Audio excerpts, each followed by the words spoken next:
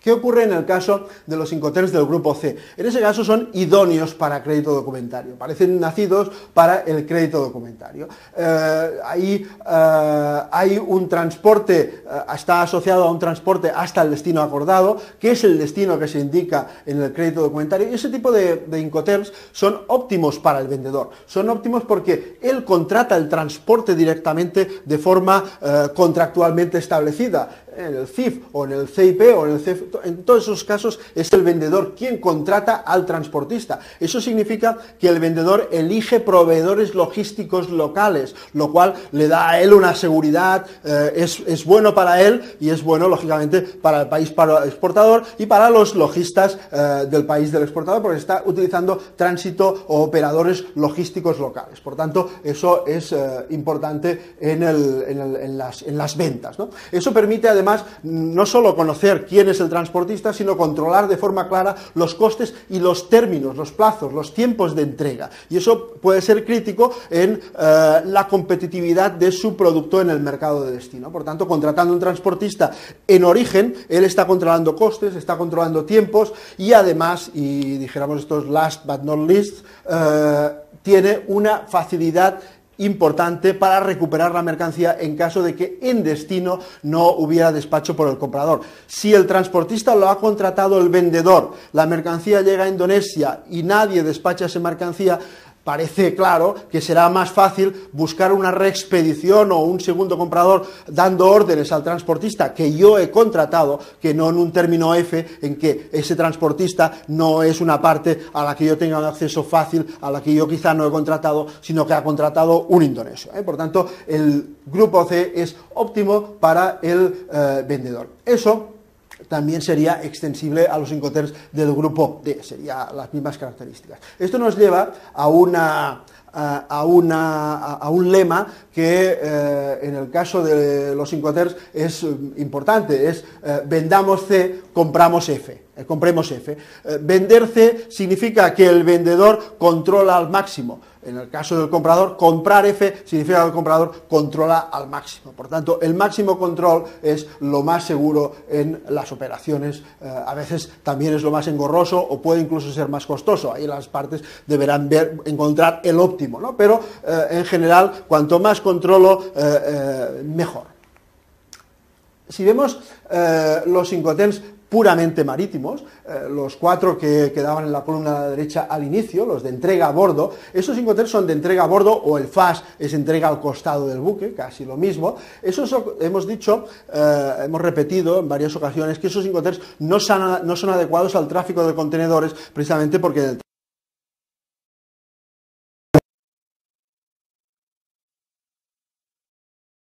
terminal de transporte o en unos locales del vendedor.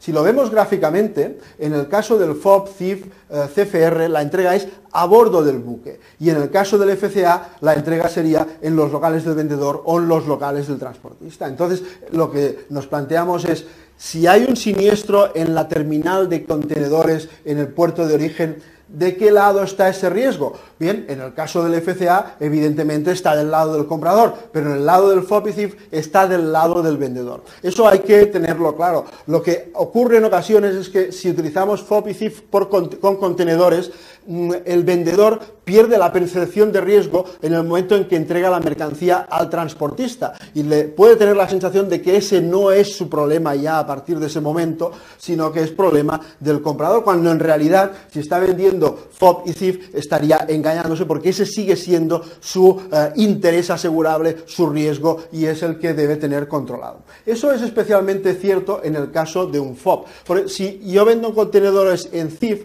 podemos decir que, como decíamos antes, el transportista lo elige el vendedor y, por tanto, de acuerdo que el riesgo sigue siendo del vendedor, pero está en manos de un transportista elegido por el propio vendedor. Mientras que en el FOB el riesgo sigue siendo del vendedor, pero el transportista probablemente lo haya elegido el comprador, con lo cual FOB y contenedores sería, dijéramos, los que menos casarían, los que más problemas podrían presentar.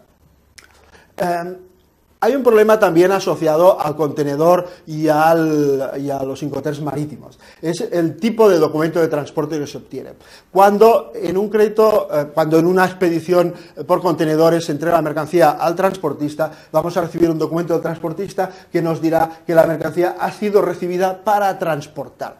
Pero si estamos operando en condiciones FOB o CIF, habrá no solo a partir del Incoterm habrá que acreditar que esa entrega es a bordo, pero además si hay un crédito documentario, eso debe evidenciarse, demostrarse ante un banco, con lo cual el banco exigirá una anotación a bordo con una fecha. Habrá que, si hemos utilizado un FOB o un CIF en un crédito documentario en que se pide un Bill of Lading marítimo, el banco va a exigir que se acredite la puesta a bordo con una fecha cierta y la expresión recibido del documento no sería suficiente.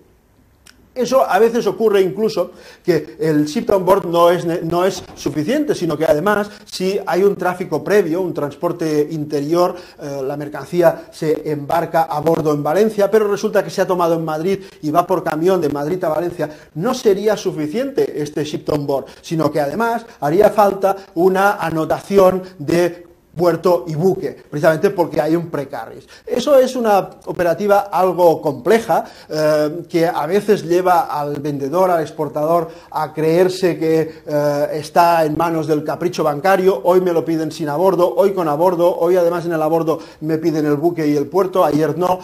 Eso tiene una lógica que la propia Cámara de Comercio Internacional se vio obligado o creyó conveniente explicitar en una recomendación, que es esta que aquí les presentamos, donde se indica cuándo debe ser el abordo, no hace falta, cuándo el abordo debe ir fechado, cuándo va con buque, cuándo va con puerto, cuándo no. Es un poco complicado, pero debemos tener en cuenta que esa complicación surge de algo tan simple como es que hemos utilizado el Incoterm no adecuado. Si estamos vendiendo en condiciones FOB, todo gira, bascula en torno a ese aspecto tan relevante de la entrega como es el abordo, y es muy significativo saber exactamente cuándo está a bordo. En cambio, si en esa misma expedición de contenedores utilizáramos el Incoterm FCA o CIP en lugar de FOB y CIF, nadie nos pediría el abordo.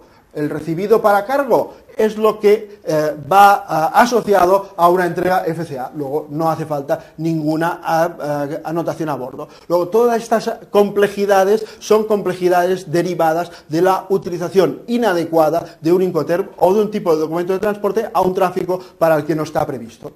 Siempre y cuando, lógicamente, además de utilizar FCA o CIP, en el crédito documentario no se pida el documento asociado al FOB, es decir, no se pida un Ocean Bill of Lading, sino que se utilice lo que estaría relacionado con un FCA y un CIP, que sería un documento recibido para embarque. Es decir, si todo eso encaja, nadie va a exigir todas esas anotaciones a bordo, hoy con fecha, hoy con barco, hoy sin barco.